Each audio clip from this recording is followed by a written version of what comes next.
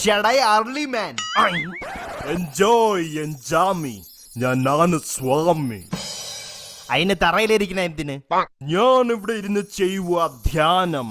നിനക്കില്ല ഇതിന്റെ ജ്ഞാനം. പോലീസ് ആവണമെങ്കിൽ പോയി PSC ടെസ്റ്റ് എഴുത്.